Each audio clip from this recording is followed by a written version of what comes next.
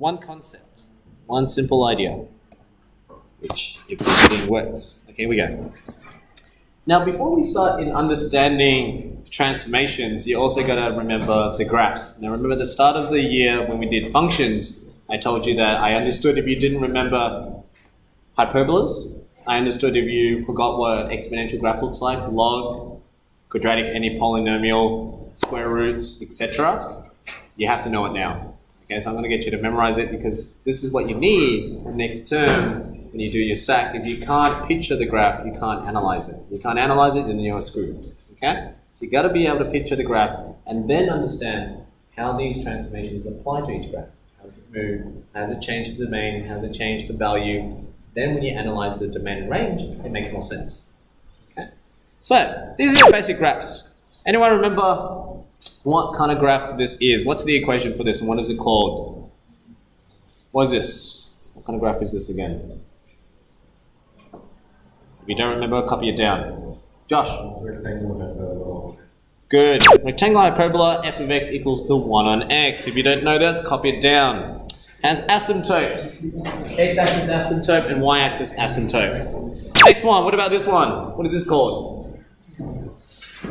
Truncus, good. What does a truncus look like as in the equation, Percy? 1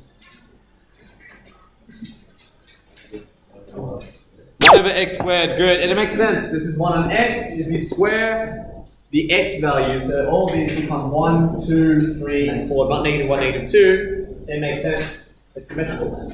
All the x values are squared. Yeah? Next one, what about this one? What graph is this?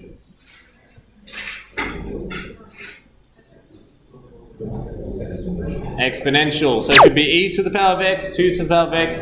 Traditionally, we're going to keep it as e to the power of x. Okay?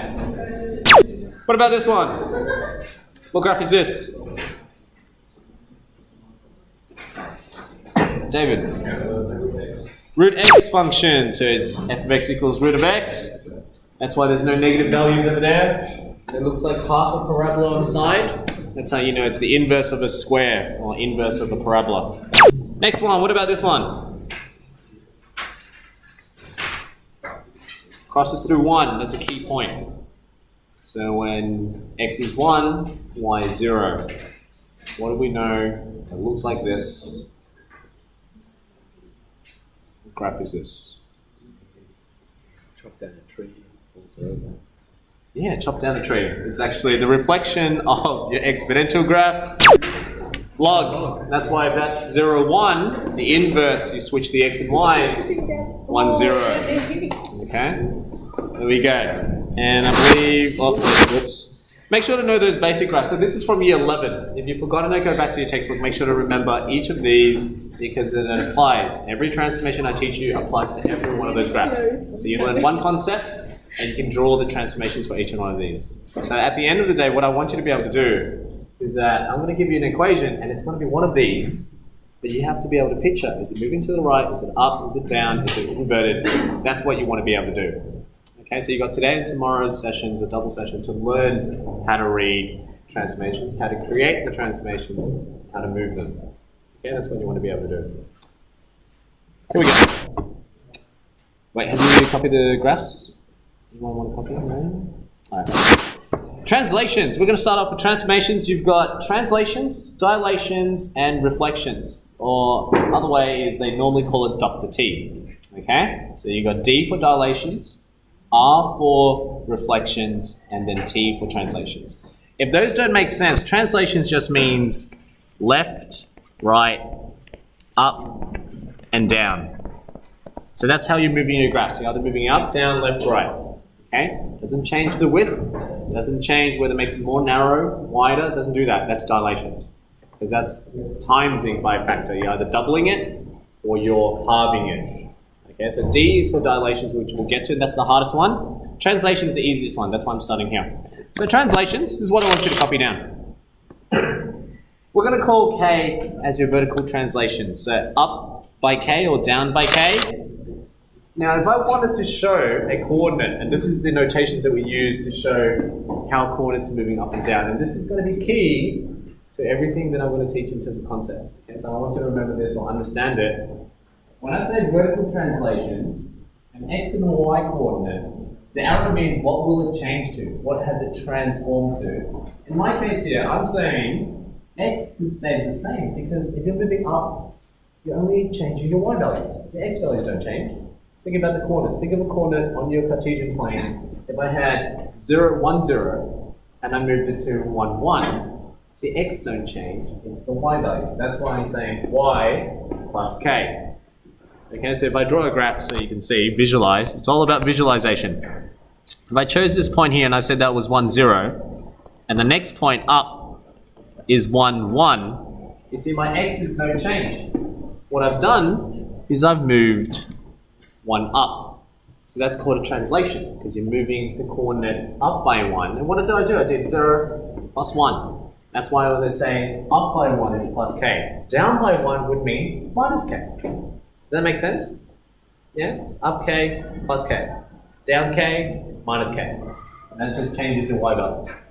Alternatively, if you want to change your x values, for example, if you want to move to the right by h amount, then logically, if this is my point here, and I want to move it 1 unit across, naturally you would say this next point would be 2, 0. But what you can see is I haven't changed my y coordinate. My y coordinate's the same. What I've changed is 1 plus 1, because I've moved across 1. Which makes sense why we say, when we say right by h, you're adding h. Whatever, adding that to the x coordinate. Because that changes the x, it moves it horizontally. So, every time you affect your x, it's horizontal translation. So your x-axis is horizontal. Every time you're affecting y, it's your vertical translation, because it's affecting your y-axis, y values. So that makes sense. So, here we go. Let's think about back to when we first learned quadratics back in year 11. And this is an x squared graph. X squared looks like this. True? That's your x squared graph. So on this x squared graph, it has infinite amount of coordinates. It's got 0, 0, when x is 1, y squared, or y equals to x squared is 1 squared, which is 1. When it's 2, 2 squared is 4. So that makes sense, 2, 4. Right, so you've got all these coordinates. Now if I want to move this, whether I want to move it up, or down, or left, or right, what you would have learned is something like this. This is your turning point form. What they taught you, or may have taught you, is if I change the equation now to f of x equals to x squared plus 1. What you learned in year 11 was you learned to memorize that plus 1 means shifted up by 1. Okay? And so you will say, oh, all these coordinates here, you're adding the y values by 1, and it shifts up. True? And so you'd say, oh, well, the graph looks like this now. Okay, so this is called transformation, the vertical translation. But what I want you to understand is I don't want you to memorize this anymore. So your goal is to be able to understand why. Because once you know why, this now tells you of 1 versus why is it that x minus 1 squared means move to the right by 1. See, because then I say here, so x plus h should move it to the right by 1, but why is it here x minus 1 actually moves the graph to the right by 1? And that's what I'm trying to teach you today. So last year, you memorized this. This year, you have to understand why. And that's what this chapter is about. Okay? And I'm going to teach you the technique. I'm going to teach you to understand it, how to do it, and then hopefully at the end I'll teach you the logic to it. And that's the harder part to understand. Otherwise, you're going to just know how to do it. And so you know how all these work, and then you can read the transformations. Okay? So here we go. Let's start off with so I'm just going to skip this for now, and it's the translation. Okay. Now, let's take. I want you to copy this from the top to the down, and then I'll show you how the quadratics work as well. Okay. Let's take this one. Oh, actually, I'll write up my own. Actually, let's do.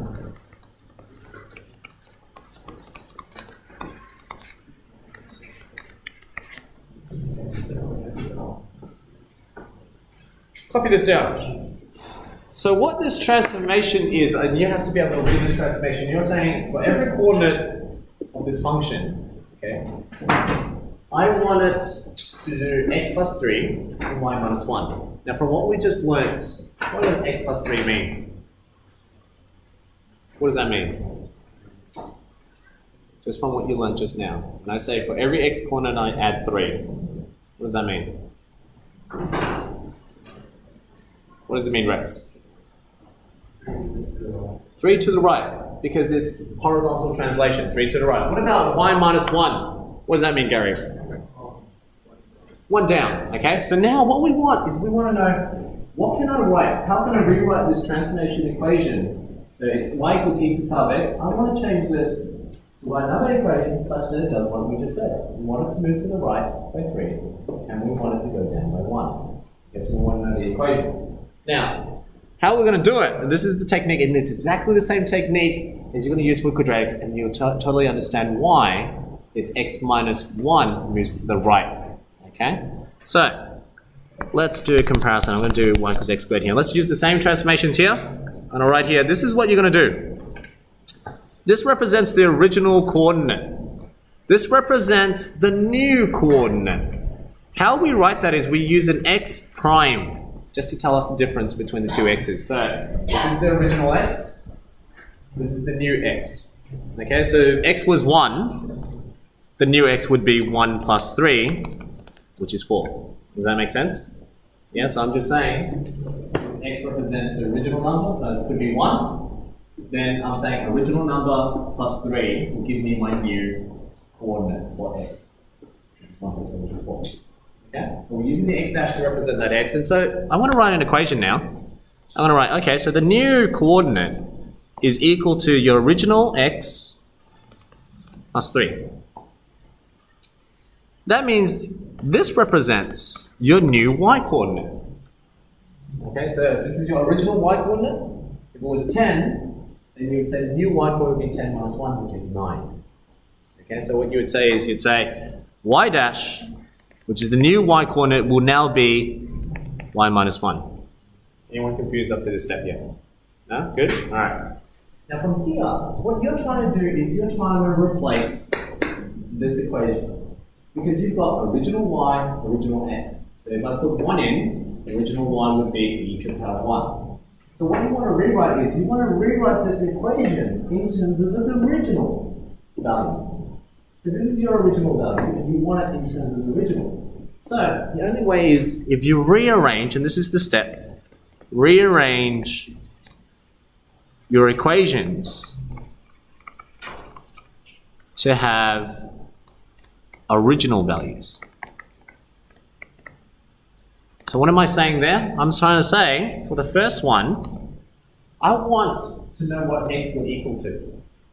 So x would have to then equal to x dash, which is the new coordinate, subtract 3. Does that make sense? Okay? If I put in numbers, it makes sense here. Okay, I'm going to put in some numbers so it makes sense for you. Let's just say,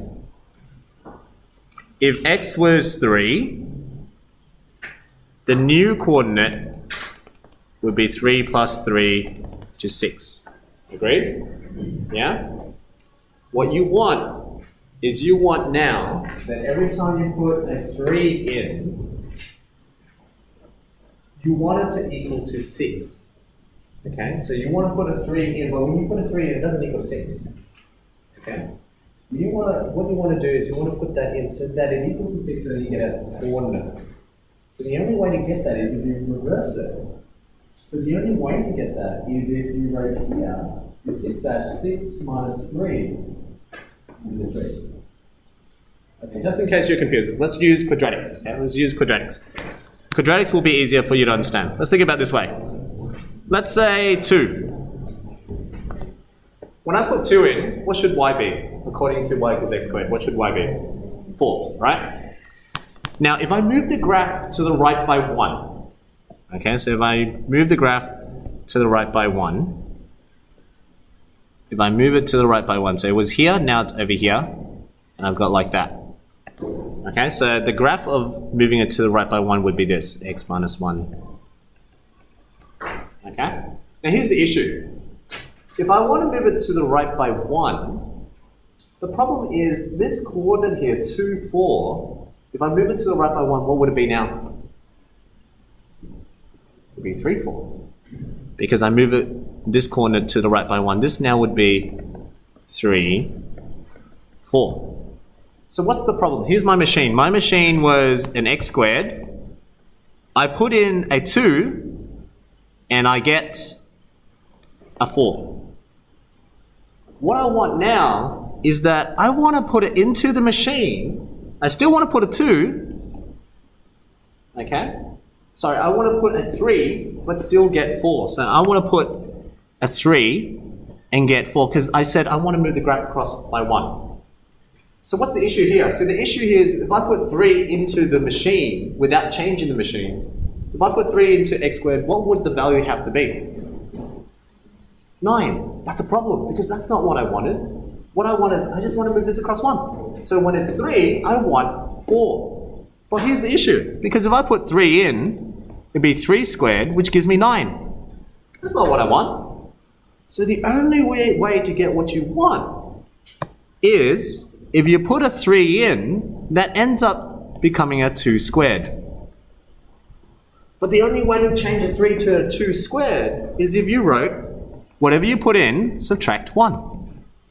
That's where that formula is coming from. Because what you're trying to do is you're trying to, whatever that new value is, you want to make it exactly the same as the original. So the original was 2.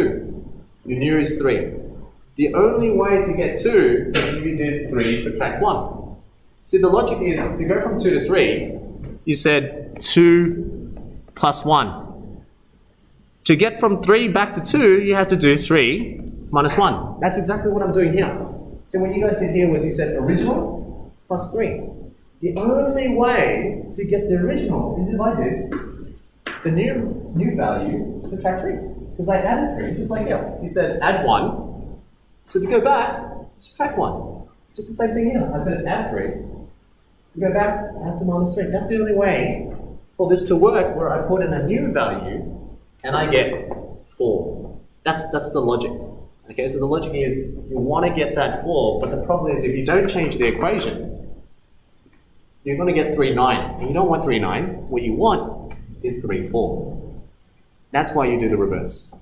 Okay, and that's why you're redoing this. You're rewriting x to get the original using the new value. So the new value, you want to put a 3 in. How do I get the old value? Is I subtract 3. Because originally I had it. That's why you rearrange it. So this is what I'm saying. If you don't understand the logic, if you don't understand this picture here, what I'm trying to describe, you can trash all that and just memorize the steps here. Okay? But that's what I'm trying to teach you. I'm trying to teach you why transformations work. Okay? Alright, let's say if you didn't understand that logic there, let's just carry on from where we left. We're going to carry on from here. If that logic just doesn't make sense, watch the video again. Hopefully it makes more sense as to why we subtract and we rearrange it. Okay, so we rearrange that to get the original x. That means I'm going to rearrange this to get the original y as well. So if I rearrange that, y will equal to y dash plus 1. See, it's that reverse. It's the same thing again. If you minus 1 to get to the new value, if you want to get to the old value, you add 1. That makes sense. Okay, so now I've got my original y, I've got my original x. This equation is in terms of my original x and original y. So this is what I'm going to write. I'm going to rewrite it, and I'm going to say, okay, so this is my equation. Y equals e to the power of x. Original x, original y. I've got an equation in terms of the original y and the original x. I'm going to replace those now. So if I replace it, this will now be y dash plus 1 equals 2 e to the power of, I'm going to replace that x. We said here, x equals to x dash minus 3. Rearrange to get y dash by itself, because we always write it in terms of y, as in the subject is y in terms of x. So you now have y dash equals to e to the power of x dash minus 3 minus 1. Now when you write your answer, see, I'm using the dashes so you can tell the difference between new y and new x. You don't leave your answer like that. So the new equation, the transformation equation is y equals to e to the power of x minus 3 minus 1. See, this is a transformation equation. If you type this in your calculator, that's your original. What we've just done is we moved to the right by 3 and down by 1. And this is what you've learnt. You see why that area here, x minus 3, why is it minus 3? Because you rearranged it. That's what I'm trying to say with the x squared equation.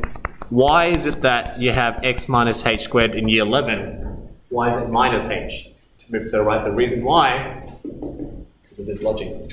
That's why. Okay? Why doesn't the y do that? Why? We did add 1 here, but remember when you rearrange it, it ends up being minus 1 again. That's why it feels as if this is your y values, up, down. For up, down is always minus 1 goes down, up goes up, plus. And this one is the only one that changes. The only reason why that happens is because you write the equation in terms of y, or make y the subject. That's the reason why that happens. Okay? Now, let's do this same drill with the quadratic.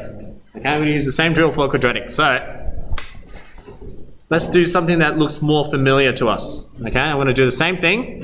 You can copy these notes as well. It's the same drill. If the equation was y equals to x squared. So year 11, if you want to move the graph, you want to sketch the graph where it goes to the right by 3 and down by 1, you can use the same thing. So you rearrange your transformation, original x, original y. Same thing here. This is now original y, so we're back here. Sub the original x, back in here. So what you're going to get is you're going to get this. Just do another color. This is now y dash plus 1 equals to x dash minus 3 all squared. Because I'm replacing that x. And what you can see is, right here, if you rearrange it, it's x dash minus 3 squared minus 1. And this is exactly what you learnt last year. When you first learnt quadratics, that's what you learnt. We taught you, we said minus 1 goes down 1. That's true, because that's what we did here. That's down 1. That's what you told me at the start. Here, we said when it's minus 3, it moves to the right by 3. It's true, because that's what we've done. We rearranged from plus 3 means right 3, and I've rearranged it, and that's why this is true. That's why we got you to memorize last year. Okay? But you don't have to memorize it because it all makes sense. That means you can apply this to all functions. See, I just did it with a y equals x squared. I can do that with y equals root x. So if you do the same thing, if you apply the same transformation to root of x, this will shift the graph. And how this will shift the graph is exactly the same way. See, if I did it with root x, see, I haven't changed anything on the left-hand side. The right-hand side, I'm just depending on my equation. If I sub it in again, this original y, original x, original x. I would now have y dash plus 1 equals to root of x dash minus 3. So therefore, if you rewrite the equation, it's y equals to x minus 3 minus 1. And this is what you had to learn last year. When we assessed you for gallery of functions and we assessed you in your SAC, this is what we're asking. We give you this question and we say sketch the graph. And then some of you had to memorize. You're like, oh, if I've done my homework, that means 3 to the right, down by 1. No, you didn't have to do that. See, I just used one transformation from the coordinates, and I can do that for every graph. So if you know what the graph looks like, if this is what root of x looks like, now you know to the right by 3, down by 1. So if I were to sketch this new graph, I can look at that and say, oh yeah, this was 0, to the right by 3, down by 1. Voila. I've got my graph. Because that's what the new graph would be, because we said to the right by 3, down by 1. All these coordinates go to the right by 3, and they go down by 1. So this is what it looks like. And that's why you can sketch any graph now. I can give you any graph. I can say, find it for y equals to 1 on x plus 1. And you should still be able to do that. It's the same thing. You just apply original x, original y, and you can graph it. But the only way to graph it was if you remembered all of your... Oh, I don't know how to go back to... No, that's not it. There's back to the 5 graphs that I told you to memorize. If you can't visualize it, then there's no point in doing transformations, because then you don't know what it looks like. How do we feel so far? Transformations. Because I'm going to do another one, You're going to do it with me. Okay? Same thing. Rearrange transformations. Okay, so the hardest part is here, and just rearranging it. That's all you're doing. That's what this whole chapter is all about. Okay? So A was translations, B is reflections, C is dilations, and then D is combination. You don't have to do 4 exercises to understand that. I'm just teaching the one concept, you can do all 4 of them. Okay? So, here we go. Let's do another one. Let's try. So I'm making this one up.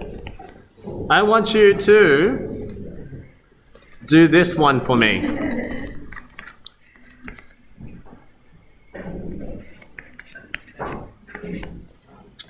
This is my transformation, and I want you to find for me if it was y equals root of x. What is the new equation so that I can do this transformation? So double my x values, move to the right by 4, and go up by 3. Okay, this is called a dilation, but I'll talk about that later. I want you to do this. Find me the new equation that represents that. Okay, so I want an equation that you can type in your calculator and it will sketch that. It will move to the right by 4. It doubles the x values and it goes up by 3. Okay, same technique. So if you copy my notes, do exactly the same technique. Find the x original equation and y original equation and replace this to get your new equation.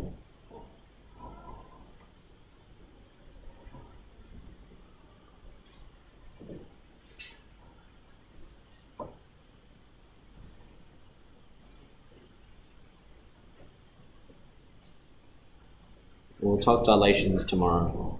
Dilation is the hardest one to understand, and if it comes an exam, it's likely to be a dilation.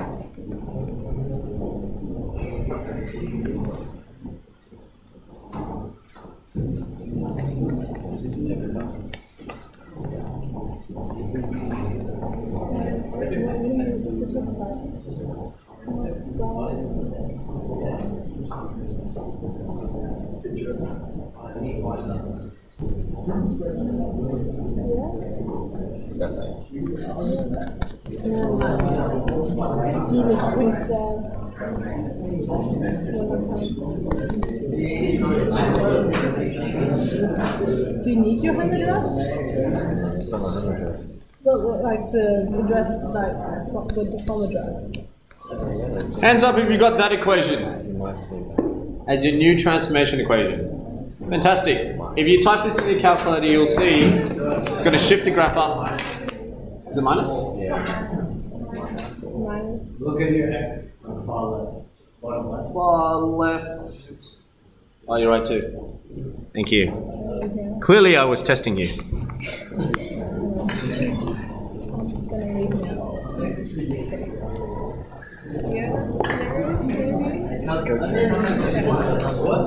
Excellent.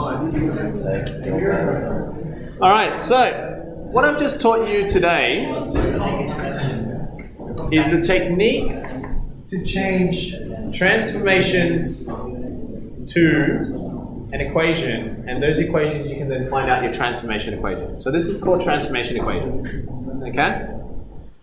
What I've just taught you as well is technically A, B, C, D. Okay, you see it's not hard. See, in A, all you're doing is just translation. So there's like x plus 4, y minus 1. Then B is reflection. So you might have a negative x, negative y, but it's the same drill. And then C is dilations, which you've done. Same thing. Okay, so that's why I'm saying you can do A, B, C, D all in one go because they all follow one concept. Okay? So now that you know how to find the transformation equation, this is what you need to now know, what each of those mean. Okay, so we're going to go back here. Reflection. Copy these notes down. So you got your reflections. I want you to copy this down. When we say reflection in x-axis, think about your axes. If this is your x-axis, reflection in the x-axis just means if you have a coordinate at 1, 1, reflection in the x-axis means imagine there's a mirror on the x-axis and you flip it across. So that's why you're flipping it on the x. So if you flip it, if it's at 1, 1, where's the new coordinates going to be now? If you flip it, so imagine it's here and you flip it along the x-axis, so just reflect it. It'll be at 1, negative 1. So, logically, it makes sense that if you're flipping it from this side across, 1's going to stay the same. The only difference is 1 becomes negative 1. So how's that work?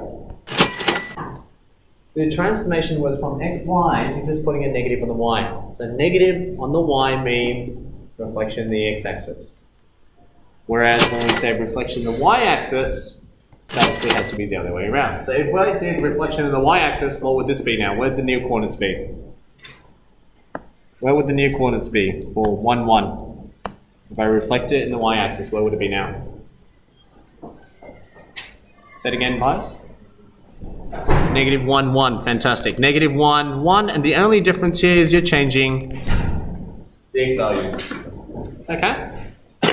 And while this sounds easy, it's in the equation that you have to be able to do. So if I gave you, let's say, y equals 2e to negative x, you have to be able to tell me, is this a reflection in y or is it a reflection in the x? And logically, if you can work backwards, which we're going to do later, work backwards, you'll know that this is now a reflection in your y-axis. Okay, then you sketch it properly. But if you read that wrong, then you sketch it, reflection in the x will make it wrong. So reflection in the x would be that. That would be a reflection in the x. If I take that off, that's just reflection in x, but if I put that in, that's reflection x and y. Okay? And you can derive that if you can move forwards, move backwards as well. And I'll show you the backwards afterwards, but right now we're going to try to move forwards. Okay? So that's reflection. Let's have a look at dilations now. So you can do all this, you can all do all that. Let's just move on. Yes. Explain the transformation. This is the logic. If you want to re-look at it again, try to understand why it works. This whole point is me trying to describe it to you.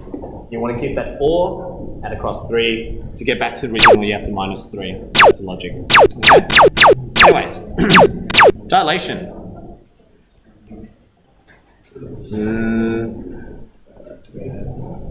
Actually, should I get you to do that?